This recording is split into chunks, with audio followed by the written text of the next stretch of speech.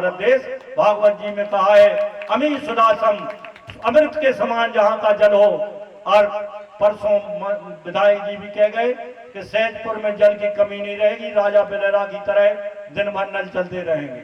समय आ गया है और उसकी पूर्ति वो करेंगे, क्योंकि वो ऐसे व्यक्ति नहीं है कि वादा कर दें, वादा खिलाफी करें। गंगा तेरा पानी अमृत हो, युग युग से बहती आई नील गगन के नीचे, सदियों से मेरी धारा प्यार की धरती सींचे। हो मेरी लहर लहर पे लिखी है इस देश की अमर कहानी। मानो तुम गंगा माहू, ना मानो तो बहता पानी। मानो तुम गंगा माहू, ना मानो तो बहता पानी।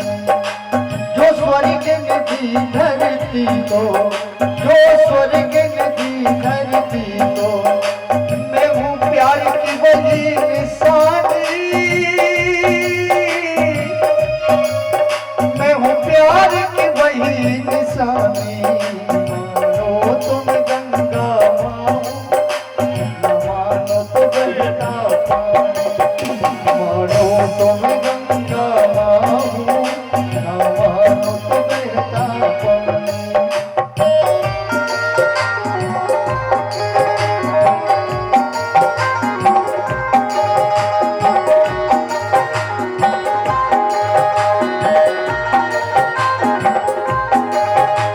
युग युग से बहती आई मैं नील गगन के नीचे, सदियों से मेरी धारा ये प्यार की धरती सींचे।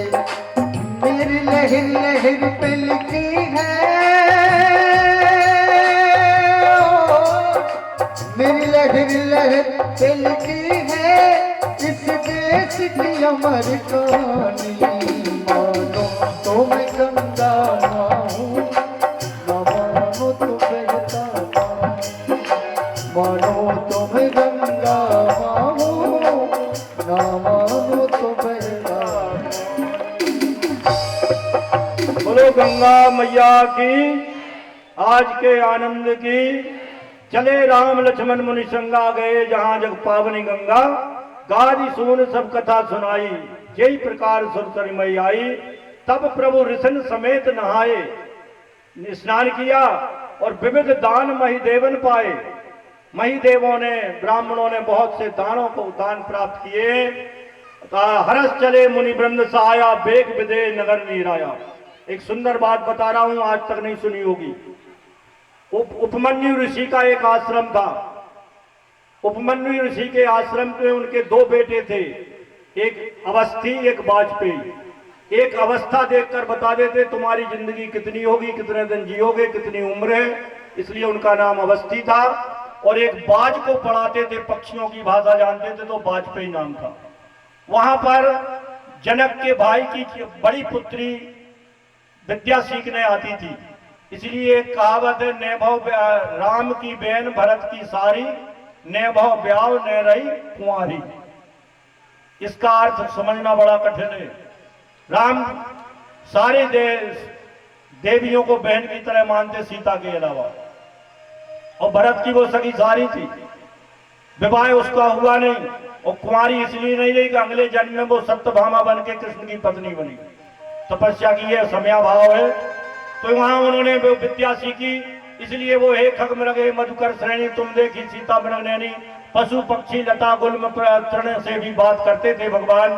सीख करके आगे चले, विदेह का नगर आया है। पुर रम्यता राम जब देखी, हर से अनुज समेत विषय की।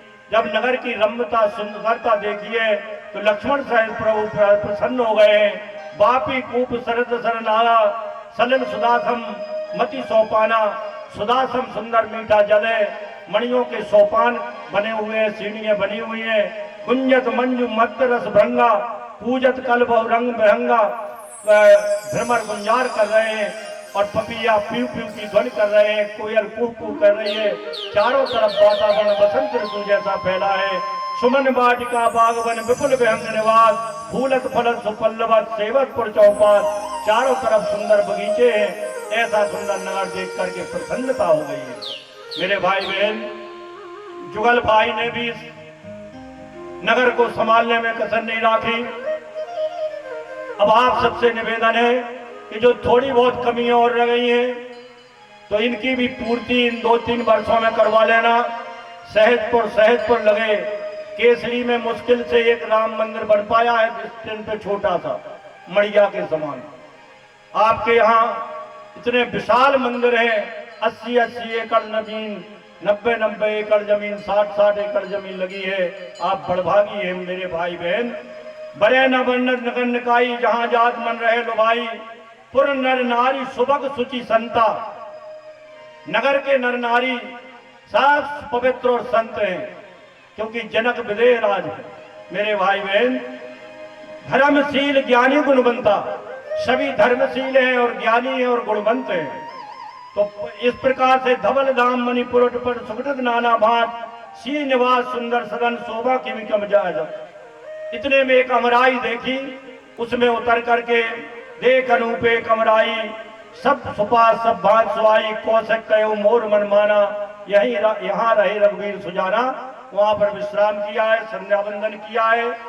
और इतना जब सुना जनक जी ने कि विश्वामित्र आए, तो वो समाचार सुन करके लेने आए। बड़े प्रेम से चौपाई को गाए, विश्वामित्र महामुनि आए, विश्वामित्र महामुनि आए, विश्वामित्र महामुनि आए, विश्वामित्र महामुनि आए।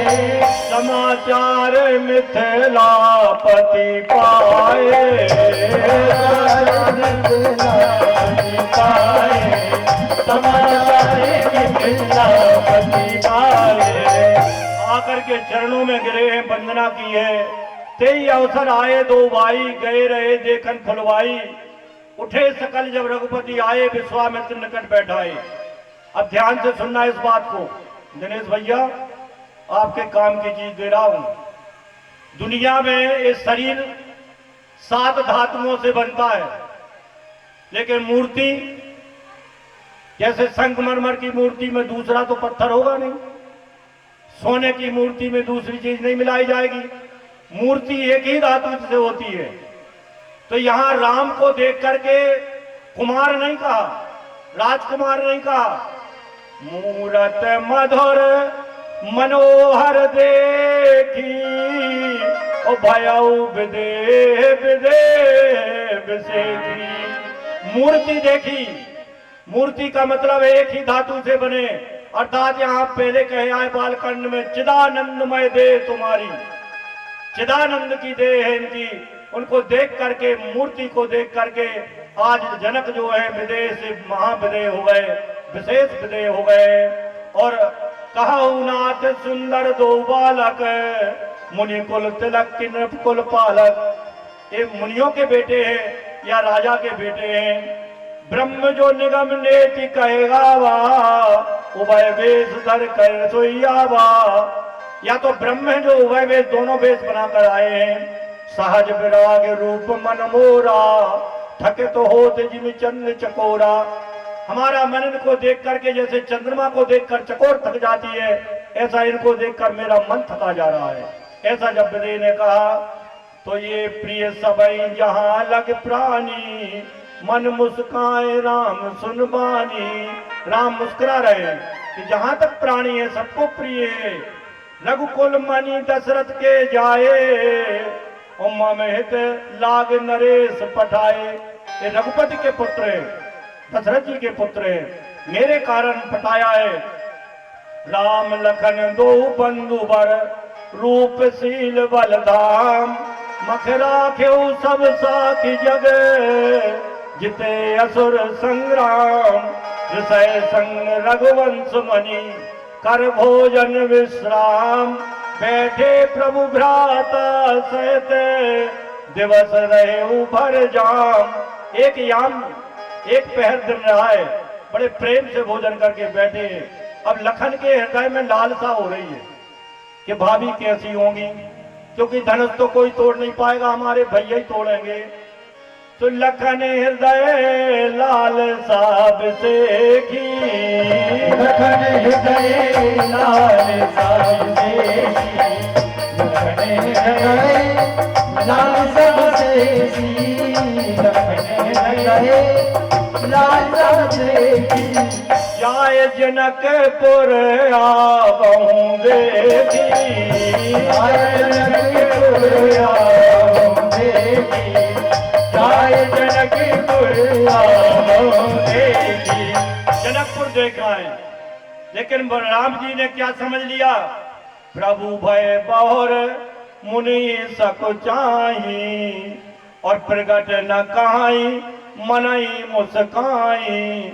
मन में मुस्कुरा रहे हैं, राम जी का डर है और विश्वामित्र का डर है, लेकिन भगवान देखो, राम बड़ा भाई कैसा होना चाहिए। राम अनुज मन की गति जानी, भगत बछलता ही उलसानी। हाथ जोड़ के कहा, राम परम पुनीत सकुच मुस्काई, बोले गुरु अनुशासन पाई। और उन्होंने क्या कहा, नाथ लखनपुर देखन जय, राम लखनपुर देखन जय, नाथ लखनपुर देखन जय, नाथ लखनपुर देखन जय।